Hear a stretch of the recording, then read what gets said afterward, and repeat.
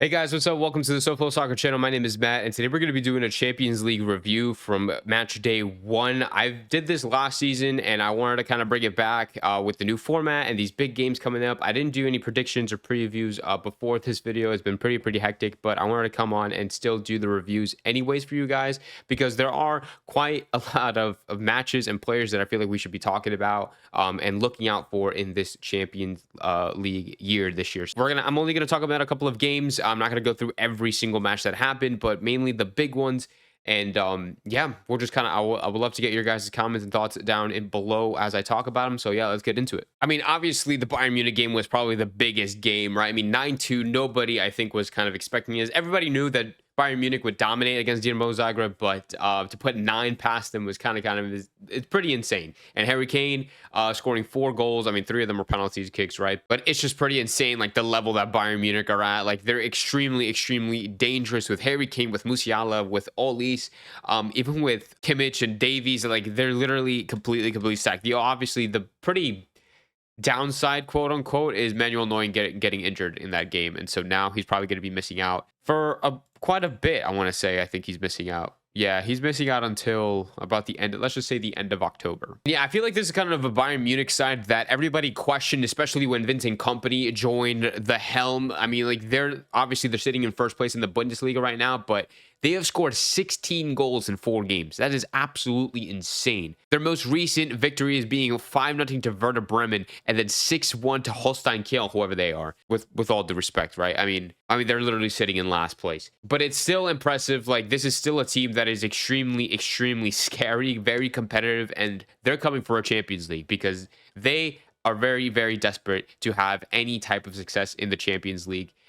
So they're going to be coming for whoever it is, whether that's Real Madrid, whether that's PSG, whether that's Man City. They're going to be coming. So that was probably the biggest game goal scoring wise. But moving on to the next game, we'll go to Juventus versus PSV, and I would want to say that even though Juventus were the favorites going into this game, I think it's a bit like impressive in a way because on paper this isn't the most strong or the most powerful Juventus side that we've seen in recent years. I mean, Vlahovic obviously is a great player with Coop Miners and even Nico Gonzalez, but when you look at this team, this doesn't strike you as a Champions League winning team, right? Like with McKennie and Locatelli as the 2 CMs, with Yildiz, with Cambiaso and Premregati, Kalulu and Di Gregorio. This is not a Champions League winning team. So the fact that they were able to pretty much dominate this game against PSV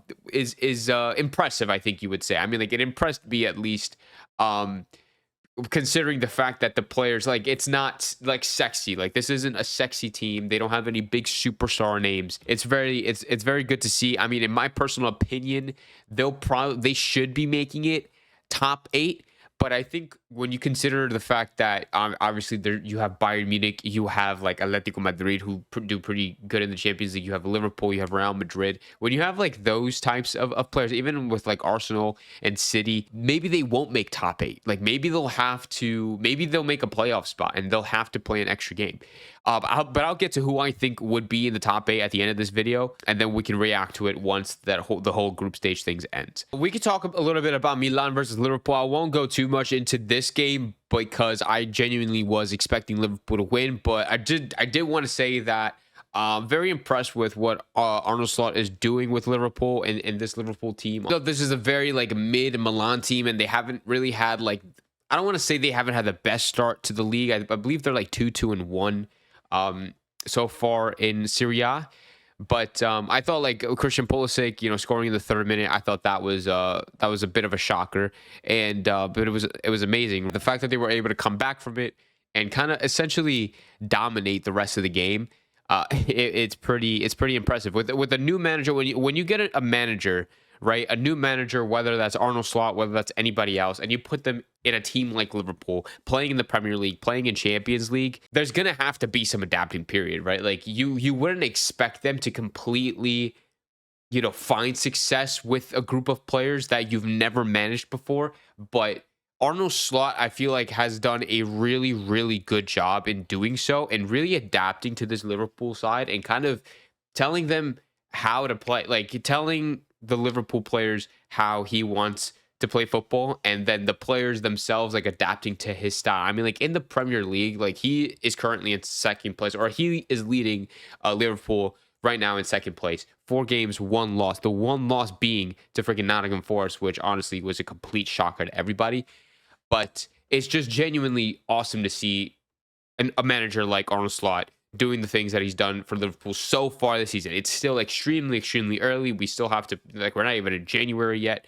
But if he can keep this up, that Liverpool Liverpool are looking really good. And I don't know how far they'll make it in the Champions League this year, but I think they will be forced to be reckoned with. I think they'll definitely be as competitive as they can be. Now, with Real Madrid versus Stuttgart, right? I mean, I have made a video about Stuttgart, their history in the Champions League. I've made a video about their history as a club overall. And I've talked about their history in the Champions League, and this is the first time they're competing in the Champions League in many, many, many years. For them to get Real Madrid round 1 or match day 1 of the Champions League in this new format really, really sucks.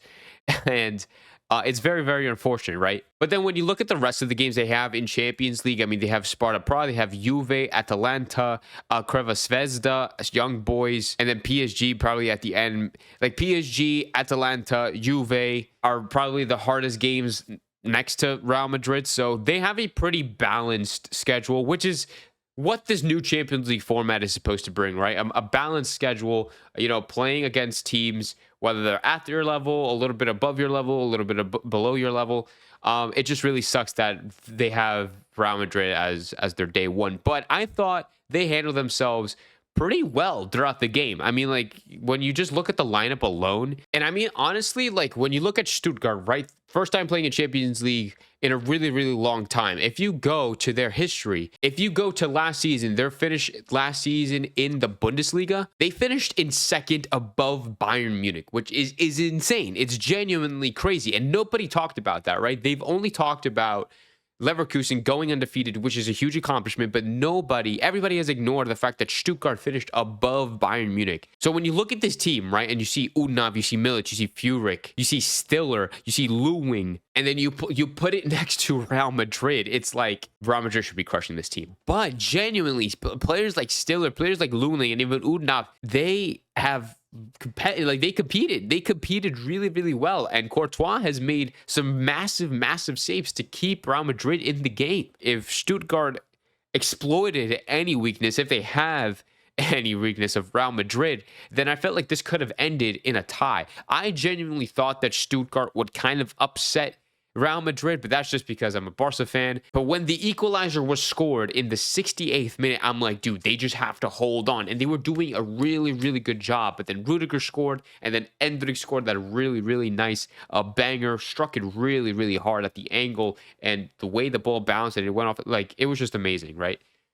So credit to him about that. But yeah, I mean, like, maybe Stuttgart could be pushing for a playoff spot, which, for your first time being back in the Champions League, is a severe overaccomplishment. Like, especially considering the fact that you are playing against teams like Atalanta, Juve, Real Madrid, PSG, and you should be winning against teams like Young Boys, Bratislava. You should be winning against teams like Crvena Zvezda and even maybe Sparta Prague. It's possible, and it'll be an insane overachievement. So, I mean, like, props to Stuttgart for genuinely giving Real Madrid a game up until the last 7 or 10 minutes of the game. But I thought this game was really interesting. I think another team to watch is obviously Aston Villa, right? Like, remember, Aston Villa, this is their first time in the Champions League in a while as well, right? Like, it's the first time they're being here. So, and I think they have a pretty difficult schedule as well, which I'll look at in a second. And then having this really, quote unquote, easy first game of the Champions League, I think would really, really bring up the mood in the locker room and really give Unai Emery just extra motivation for the players, right? Like, this is not a bad Aston Villa team. I mean, like, in terms of Premier League, for winning Champions League or getting far in the Champions League, I'm not sure. I feel like Aston Villa are definitely a team this year that could really compete for a playoff spot. But what is that, between 8 and 24 or something like that? And this obviously isn't the strongest Young Boys team. So, them getting anything less of a win would have been pretty disappointing. but I still think they're looking good. Obviously, they had that knock of Ollie Watkins, right? So losing Ollie Watkins is going to be really, really, bad for them. It's really big. Now, Ollie Watkins just got a knock. There are going to be other players that get injured as well. So, and if more and more players continue to get injured, whether that's Paul Torres, whether that's Divo Martinez, whether that's Onana, whether that's Tielemans, McGinn, any of these guys, if any of these guys gets injured and they suffer from too many of them, they're going to really, really suffer. And I know they made some signings like from Ross Barkley and Ian Matson, but will it be enough to compete in Champions League and try to get as far into the competition as they possibly can? I'm not sure, but it's definitely a team to look out for in this Champions League and compete for a playoff spot at least. This is their upcoming schedule. By the way, they have Bayern Munich at home, which is going to be insane this Wednesday, or next Wednesday. That is going to be an absolutely insane game. The atmosphere for that game is going to be crazy. Aston Villa plays Bologna as well, which is a really even game. I think this is going to be a good game as well. Club Brugge, then they have Juve, Leipzig away, Monaco away, and then Celtic at home to finish it off. I think it's very doable, honestly, for them to try to get that playoff spot, but we're just going to have to see. Okay, so we're only going to have 2 more games to talk about. I'm not going to talk about the City versus Inter game. It was a pretty even game, but I thought it was a no draw, right? So it's pretty boring. I'm going to skip over that. I'm going to go straight into PSG versus Girona. This is a 1-0 win for PSG thanks to an own goal. This reminds me of literally the final, or excuse me, the Euros tournament where they were just getting a bunch of own goals. France at least was. And so PSG is here, stealing 3 points from Girona. And I bet $1 that Girona was going to win this game, and I could have won big. But unfortunately, they didn't in the 90th minute. So disappointing. Girona is a real competitor. Like, they're real competitors, right? And I've been saying that a lot so far in this video. But PSG are extremely overrated. And they just lost Mbappe. This is a completely like different team, I feel like. And I would like to say like PSG are honestly very, very lucky. Like, they're very lucky to get an own goal. They're very lucky to win this game. Not just because they didn't deserve it, but because like they have such a difficult, schedule coming up in the Champions League, and probably one of the most difficult Champions League schedules in this entire tournament. The next game is Arsenal away. Then they have PSV at home, which shouldn't be that big of a deal, but it's PSG. Then Atletico Madrid at home, which honestly, it's going to be a good game. Bayern Munich away, they should be losing that game. They have Salzburg away, shouldn't be that difficult, but then they have City, and then they have Stuttgart. Honestly, PSG could genuinely not see the top 8. Like, in my personal opinion, like, there's no, like, when I look at that schedule and I look at the form that PSG could potentially be in, there is just no way that they will make the top 8. Whether they don't get enough points, whether the goal difference is too low, like, there's just I just don't see it, because like they're not good. They're extremely overrated, and everybody says that PSG like deserve a Champions League, or they deserve to make it to the final. PSG deserved to win the Champions League when they had Messi, Neymar, and Mbappe on the team. After that point, it was all out the window. But yeah, it's going to be very, very interesting to see PSG in this tournament. And it's also going to see it's also going to be cool to see Girona play in this tournament as well. We're going to see what their schedule look like. They got Feyenoord next, then they have Slovan Bratislava, then they have PSV here. I mean, like, it looks like a pretty easy schedule, and then they have Liverpool, which isn't obviously so easy, but it looks like it's going to be pretty manageable. Let's just say it's pretty manageable. Easy is too strong, but it's going to be very interesting seeing both of these teams compete in the Champions League. I don't think PSG are going to make the top 8 100%. I could see Girona maybe not make a top 8, but definitely I could see Girona finishing in a playoff spot. And now for the last game of the day, we're going to talk about Monaco versus Barcelona. And I'm laughing because I feel really, really bad for Barcelona, because this is a good Barca team, man.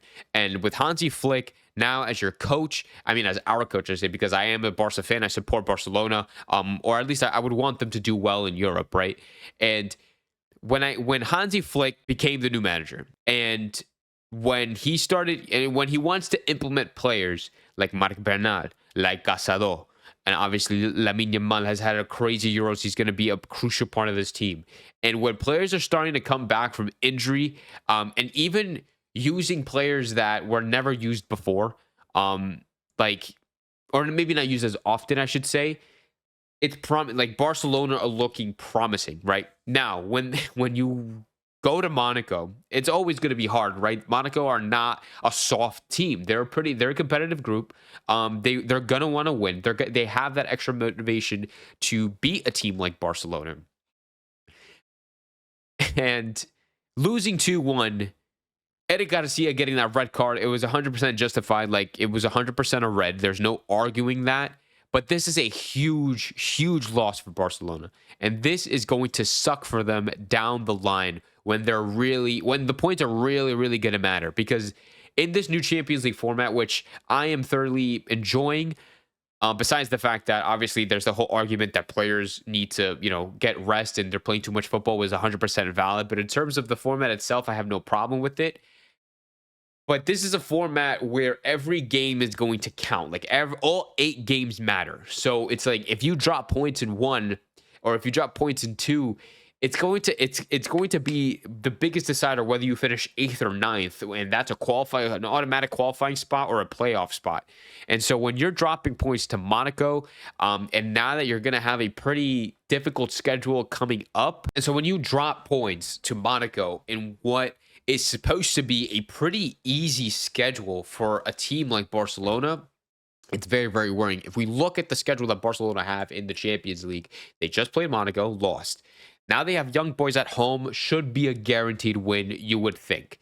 Then Bayern Munich at home, which is going to be insane. They have Crvena Zvezda away, should be guaranteed points. Brest at home, should be guaranteed points. Borussia Dortmund at the yellow wall, at Dortmund is going to be a difficult game. You're probably going to drop points there. Most likely Barcelona are going to drop points there. I wouldn't be surprised if they do. Then they have Benfica away. That's going to be a difficult game. And then Atalanta at home will be difficult. Should they be winning? So it's a very balanced schedule, right? It's not too easy. It's not too difficult. I think it's balanced, but I think when you have teams like Young Boys, like Crvena Zvezda, and even with Benfica and Brest, and what you would think Monaco, like you would win, you would probably make a top 8. But if they drop points to Bayern Munich, if they drop points to Borussia Dortmund, if they drop points to Benfica, maybe Atalanta, it's it's gonna look bad. It's gonna look really, really bad. I hope they don't do that. And now that Ter Stegen's gone, that just puts a further dent in your team. With Ter Stegen gone, and now we have Marc Bernal, who's not going to be playing. They have quite a few injuries. Dani Olmo, Fermin Lopez, Andres Christensen, Ronald Araujo, Frankie de Jong, Gavi, Marc Bernal, and we already said Marc Bernal, but Marc Bernal, like, it's really, really worrying. I mean, like, it says Gavi is back in training, Frankie de Jong is back in training, but and they're probably going to be fit and ready to go later on in the year. But I really, really hope that Barca can find themselves and get it together for later on this year, because they can't be dropping too many points this Champions League. They want to compete in Champions League. They want to compete in La Liga, and it's going to be difficult when you have teams like Real Madrid standing in your way, and when you have the schedule that you do, playing teams like Borussia Dortmund and playing teams like Bayern Munich. But yeah, it's a very disappointing loss for Barcelona. Congrats to Monaco for getting this win. It's a pretty crucial win for them, considering the fact that they don't play their more competitive games until later on in the season. Next up, they have Dinamo Zagreb. I feel like a lot of teams are playing this team, so it's kind of crazy. They have Bologna next, they have Benfica, then they have Arsenal, Aston Villa, and Inter Milan. That's going to be a rough final 3 games for them. So maybe they'll drop it off at the end. I personally don't think that they'll make a playoff spot despite getting the win against Barcelona, because I don't see Arsenal, Aston Villa, or Inter dropping points to Monaco. So if they drop all of these points, don't think they're going to be making the playoff spot. But yeah, that's going to be the end of this video. Thank you guys so much for watching. Let me know what you think of this review. Leave your comments down below. Leave a like and subscribe to the SoFlo Soccer channel. I'll see you guys in the next video. Have a great rest of your day.